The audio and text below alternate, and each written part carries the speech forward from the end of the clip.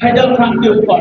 Police के पास 48 से 72 घंटा का समय था, लेकिन फिर भी पटना पुलिस ने रोशन आनंद को गिरफ्तार करने के लिए पटना पुलिस बहुत मजबूत हो जाती है और फैजल खान को गिरफ्तार करने के लिए पटना पुलिस बहुत कमजोर हो जाती है।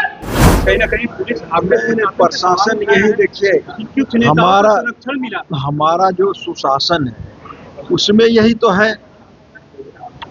ये न किसी के प्रति विनम्र होता है, न किसी के प्रति बहुत सख्त होता है। किसकी जांच सीबीआई से होनी चाहिए, परिजन भी यही चाहते हैं। सत्ता प्रतिष्ठान में बैठे लोग जो बोलते हैं उनकी कोई मतलब है, उन लोगों को ज्ञान रहता तो इस तरह की बात ही नहीं करते। देखिए, बिहार में कानून व सुशासन का राज स्थापित है।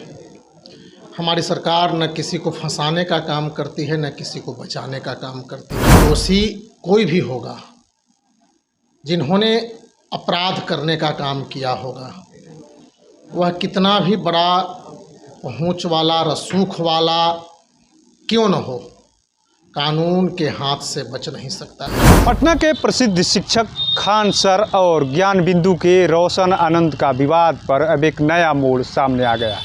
जिस तरीके से रोशन आनंद जेल में बंद थे, वहीं उनके भाई प्रिंस यादव की नेपाल में मौत हो गई।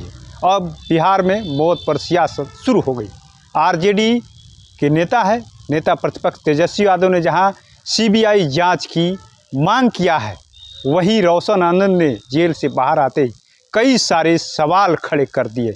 उन्होंने सीधे तौर पे कहा कि हमको यानी पुलिस तुरंत पकड़ लेती है, लो दूसरा खेमा है यानी पुलिस नहीं पकड़ती है, हमारे साथ सख्ती से पेश आया जाता है, लेकिन दूसरे पक्ष के साथ यानी कमज़ोर रवैया अपनाया जाता है। साथ ही साथ रोशन आनंद ने एक बड़ी बात कही है, नेता का संरक्षण मिल रहा था दूसरे पक्ष को। अब इसको लेकर के पूरे बिहार में राजनीतिक घमासान मचा हुआ। एक एक करके हम आरजेडी के जो मुख्य प्रवक्ता है शक्ति यादव और जेडीयू कोटे से बिहार सरकार में शैलेश कुमार मंडल उर्फ बुलो मंडल है, साथ ही साथ बीजेपी के प्रवक्ता पीयूष शर्मा क्या कुछ कह रहे हैं, पूरे बयान को सुना रहे। रोशन आनंद के भाई की हत्या, देखिए रोशन आनंद के भाई की हत्या जिस तरह से हुई है, अब ये जो खबर आई है मीडिया के माध्यम से तो काफ़ी दुखद है। हमारी संवेदनाएं उस परिवार के साथ है। तो सवाल ये उठता है कि आम जनों की भावना जो खुल करके आई है कि इसकी जांच सीबीआई से होनी चाहिए, परिजन भी यही चाहते हैं। नेता प्रतिपक्ष ने लोक महत्व को, जन भावनाओं का ख्याल किया और सीधे पत्राचार किया मुख्यमंत्री को कि इस विषय को तत्कालीन प्रभाव से आप रेफर कर दीजिए सीबीआई को, ताकि इसकी सात्विक और सूक्ष्म अन्वेषण हो और दूध का दूध और पानी का पानी हो।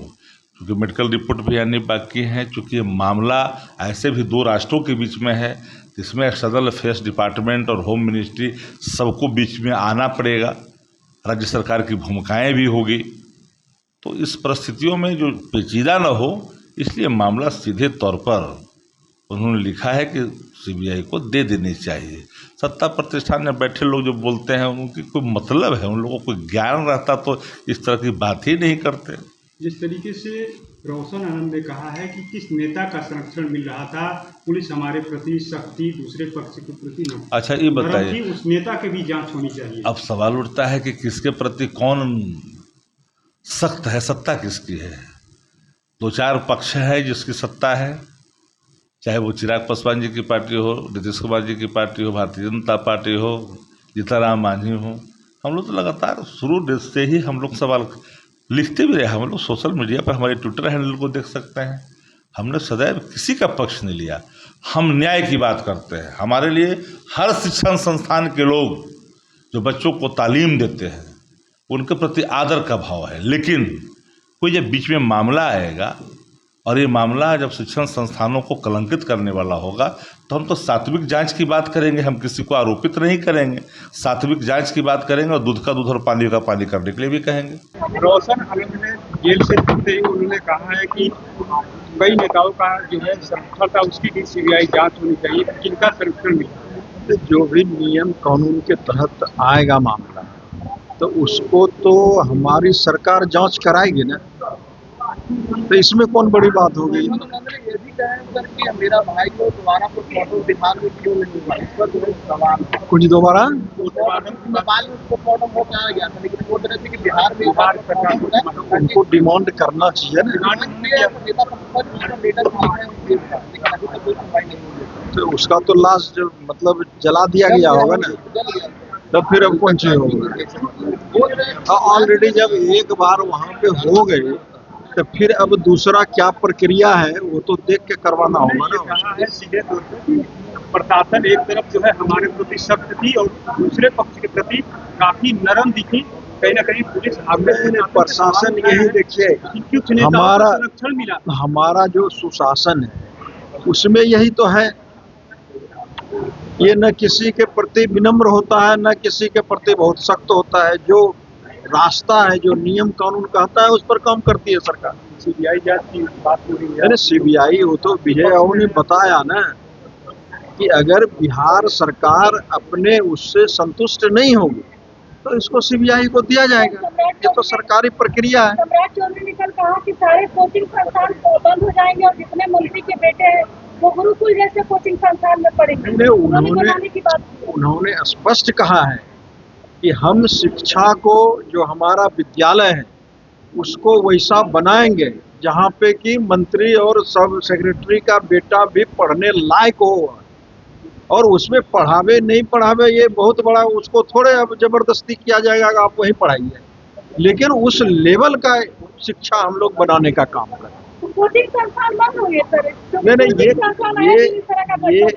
ये थोड़ी कहा गया है कि कोचिंग संस्था बंद कर दिया है, लेकिन जिस तरीके की स्थिति बनी हुई है अभी ठीक ढंग से पढ़ाई नहीं हो पा रहा है, तो जो आरोप लगे हैं उसकी जांच तो होनी चाहिए कि नेताओं का संरक्षण मिल रहा है। इस तरीके का कोचिंग जो भी संचालन उसका तो जांच हो रही है, उसका जांच हो रहा है, उसका रिपोर्ट सब सबमिट हो रहा है। अब उसका इंतजार भी तो करिएगा अंतिम रिपोर्ट। मंत्री नीरज ने कहा कि इतनी कम दिन में इतनी संपत्ति कैसे बना दी, पर जांच कौन के बारे में बोले, वो तो जांच का विषय है। फिर वो तो जांच का विषय है ना कि जांच होना चाहिए, तो उसमें कोई आगे आएगा उसका संपत्ति का जांच होगा। सरकार तो इसके लिए बैठा हुआ है। उसके बाद से नेता प्रतिपक्ष ने सीबीआई जांच की मांग किया है। रोशन आनंद ने कहा है कि नेता का संरक्षण मिल रहा था, हमारे तरफ जो है पुलिस सख्त थी और दूसरे पक्ष की तरफ जो है कमजोर दिख रही थी, सीबीआई जांच होनी चाहिए। देखिए, बिहार में कानून व सुशासन का राज स्थापित है। हमारी सरकार न किसी को फंसाने का काम करती है न किसी को बचाने का काम करती है।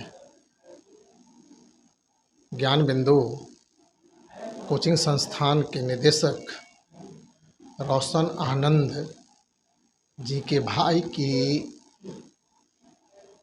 किस प्रकार से मौत हुई है, यह जांच का विषय है और निश्चित रूप से हम संवेदना व्यक्त करते हैं, संवेदना प्रकट करते हैं।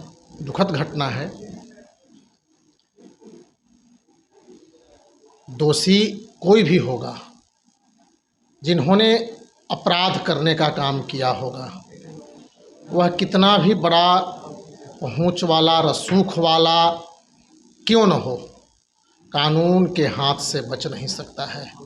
सम्राट चौधरी जी के शासनकाल में कोई भी अपराधी पाताल से भी ढूंढने की आवश्यकता होगी अपराधियों को, तो हमारी पुलिस, हमारी सरकार निश्चित रूप से पाताल से भी ढूंढकर उस अपराधी को लाने का काम करेगी और न्यायालय के माध्यम से उसको सजा दिलवाने का काम करेगी। कोई भी अपराधी हो, पुलिस जांच कर रही है। जो भी जांच के क्रम में बातें आएगी, मैंने पहले भी कहा और फिर कह रहा हूँ, कोई भी अपराधी होगा, किसी ने भी यदि इस प्रकार की घटना को अंजाम देने का प्रयास किया होगा, इस घटना में, इस अपराध में साजिश रचने का काम किया होगा, निश्चित रूप से उस पर कठोर से कठोर कार्रवाई होगी। तो आपने सुना किस तरीके से अब तमाम राजनीतिक दलों की प्रतिक्रिया भी आनी शुरू हो गई। एक तरफ जहां बिहार सरकार को अपने पुलिस पर भरोसा है, वहीं नेता प्रतिपक्ष ने इस पूरे मामले को लेकर के सीबीआई जांच की मांग की है। आरजेडी का मानना है सीधे तौर पर कि सीबीआई जांच तो होनी चाहिए, क्योंकि ये 2 राष्ट्र का मामला है। बिहार में ये घटना नहीं हुई है, बल्कि नेपाल में संदिग्ध परिस्थिति में मौत हुई है, उसकी जांच होनी चाहिए। वहीं जो सत्ता पक्ष है उसको बिहार सरकार पे भरोसा है। ऐसे में देखना होगा इस पूरे मामले से पर्दा कब उठता है, क्योंकि अब जो है यानी खान ग्लोबल और ज्ञान बिंदु विवाद में नया मोड़ सामने आ गया है। जांच कब पूरी होती है ये भी देखना दिलचस्प होगा। अपने सहयोगी गोलू के साथ कृपा शंकर, NBC 24 पटना।